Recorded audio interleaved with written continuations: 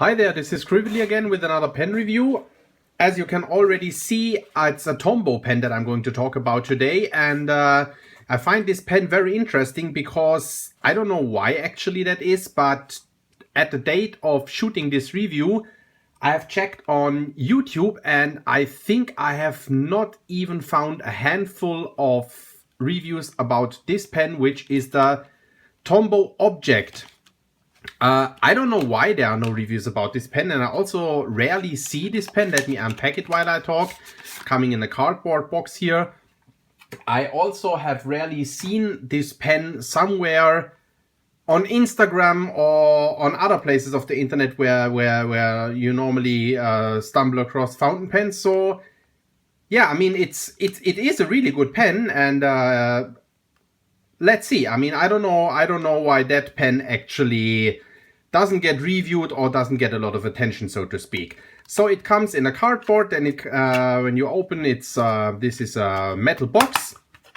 It's a really cool metal box, coming with, I got the pen in M medium, I already removed the sticker, coming with some instructions, international warranty, and so on. And I find this case really nice because, once you take out the pen and you remove this styrofoam thing in here, you actually have still a little bit of styrofoam down here. You can leave that inside and you have a neat little pencil box, which I find really cute. Okay.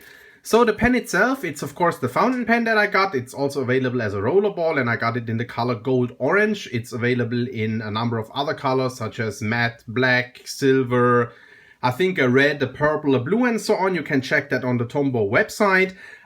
The pen costs around 40 to 50 euro, depending on where you get it. And that might actually be one of the problems, so to speak, why the pen doesn't get a lot of attention, because it is a really nice pen, I can already say that, but for what it actually is, it might be a little expensive.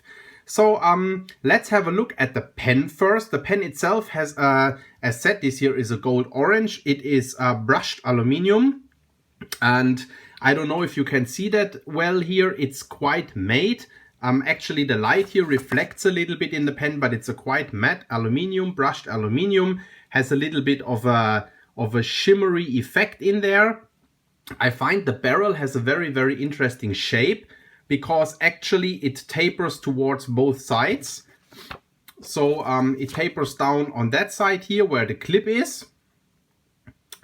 And it does the same on the other side where it also tapers down. It rounds off here towards the end. And the cap actually has some kind of a, I don't really know what that is. And that I find that looks a little bit odd, because the cap top here, the finial, so to speak, is also gold orange. But it is actually, you can see it here pretty well, it's a slightly different tone of gold orange. So I don't really know what that is. Maybe it's a different material or whatever. Then the pen has a black clip. One thing that I find a bit disturbing aesthetically with this black clip is that the gap around here is not the same everywhere. So you see it's pretty close and tight here. And where the clip comes out, it starts to get a little bit like the gap is a bit wider, which I find a little bit aesthetically disturbing, but of course it's not a huge issue unless you just stare at that point the whole day when you use the pen, which you're probably not doing. Then it has a nice black clip, very usable. It's definitely on the tighter side, but it's a very usable clip. And once you uncap the pen, it's a push cap, not a screw-on cap. You see the section. The section actually is plastic. Once you open the pen, the threads in here seem to be metal. So I don't really know how that comes together. You see my ink cartridge is almost empty, but it should do for a writing sample. It takes short international ink cartridges, but of course also converters. And it should also take long international cartridges, but I've not tried that. So the threads seem to be metal. The section is plastic, and You see it has a rather massive, thick aluminium body, but due to the fact, so it's a really sturdy, stable, well-made pen, but due to the fact of the pen being aluminium, it's extremely lightweight. It's probably even more lightweight than a Lamy Safari. I find that pen really, really, really lightweight. But it has a comfortable size. It lays good in the hand. Comfortable size to use. The section is very interesting because it actually tapers down in 2 steps, has some rings here. I don't know what they're actually, maybe they're there to give you a little bit of a nicer grip here. But the nice thing about that section is that because it's like thinner down here and thicker up here, and both grips are actually really comfortable. I can write with both grips. It allows you to sort of find your grip. Like if you prefer a tighter grip or a narrower grip, you can hold it down here, and if you prefer a little bit a wider grip, you can hold it up here, which is really nice. I got the pen, it has a steel nib. I got it in a medium nib here. The nib only says Tombow and medium, that's it. Nothing else on the nib, no breather hole. The nib was slightly dry out of the box, so I have made the nib a little wetter. Now it is a really, really nice, quite wet and extremely pleasant writer. And because of the way that the nib is shaped, it's a little bit shaped like that. Like so it bends down a little, and that makes the pen, I mean the pen feels really precise when writing, so it actually also makes for a really that is because the pen was uncapped for a little while, makes for a really, really nice sketching pen as well.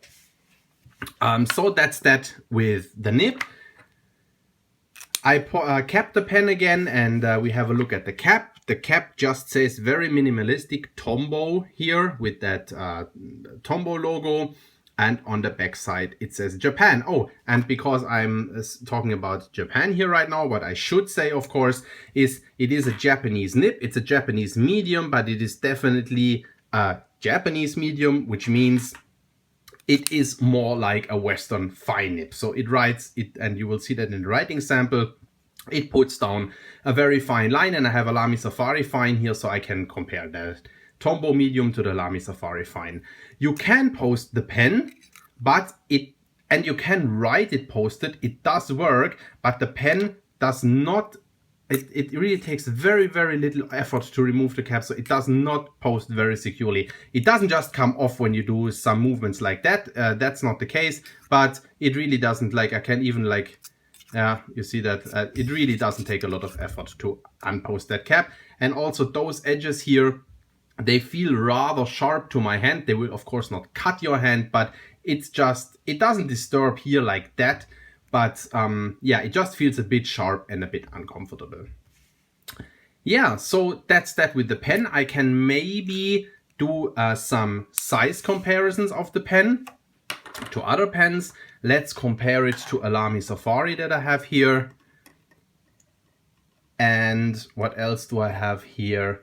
Yeah, we can compare it to a TWSBI Eco maybe.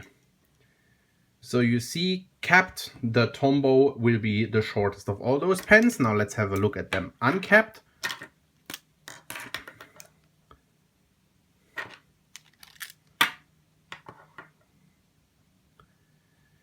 Picture doesn't change much. The Tombow is still the shortest, and let's post all three and have a last look at that.